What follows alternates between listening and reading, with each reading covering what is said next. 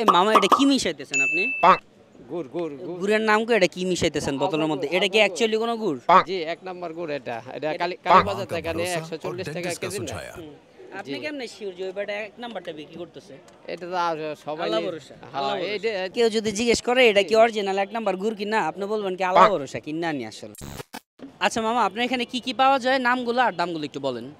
আমার এখানে লেবু শরবত পাওয়া যায় ২০ টাকা গ্লাস, আর ওয়ান টাইমে ২৫ টাকা, আর গুড়ের শরবত আছে আপনার গিয়া ২৫ টাকা গ্লাস, পাকা আম আছে ৪০ টাকা, কাঁচা আম আছে ৩০ টাকা, মালটা আছে ৬০ টাকা গ্লাস। এই পর্যন্ত আমার এখানে আছে। ওখানে আইটেম বলতে গিয়ে আপনি অরান হয়ে যেতেছে।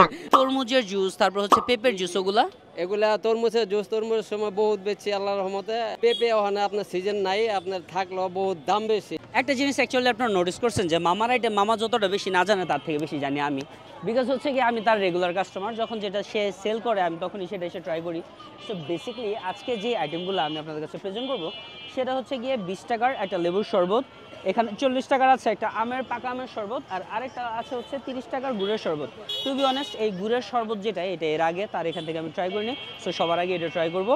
আর একটা জিনিস আমি বলে দিই যে আপনারা গরমের দিনে যখন আপনার অনেক বেশি ঠান্ডা কিছু খাইতে ইচ্ছা করবে, আপনি ট্রাই করতে পারেন নারায়ণগঞ্জের যে এই যে খানপুর হসপিটাল রোডটা আছে ওইখানে আসলেই এই যে মামা বিক্রি করে এগুলো। কয়টা থেকে কয়টা পর্যন্ত জানো?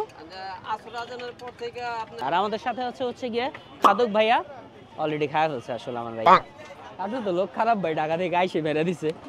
আচ্ছা, সো গুড়ের শরবতটা ফার্স্ট অফ অল আমি ট্রাই করছি। এটার মধ্যে চিনির পরিমাণ আর লেবুর পরিমাণটা একটু বেশি দিয়ে দিছে, এর জন্য হচ্ছে গুড়ের ফ্লেভারটা অত বেশি স্ট্রংলি ফিল করতে পারতেছি না।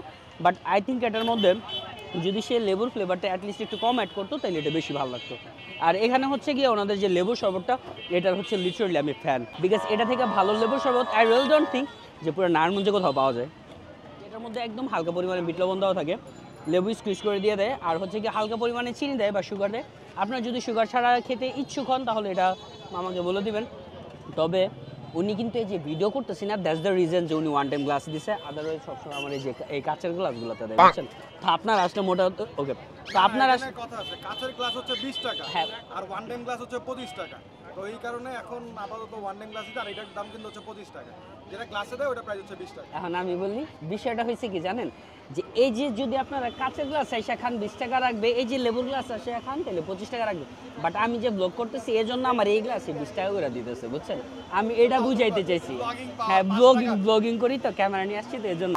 রিসেন্ট ডেজের মধ্যে আমার কাছে পার্সোনাল ফেভারিট যে আইটেমটা হচ্ছে সেটা হচ্ছে গিয়ে ওনাদের পাকা আমের শরবত। এখন আপনারা 40 টাকা হিসেবে এই আমের শরবতটা বা জুসটা অবশ্যই খেতে পারেন যারা বিশেষ করে ম্যাঙ্গো লাভার, বিকজ এটা কিন্তু একেবারে ঠিক। উপরে বরফের পরিমাণও আলহামদুলিল্লাহ খুব ভালোই দেওয়া আছে।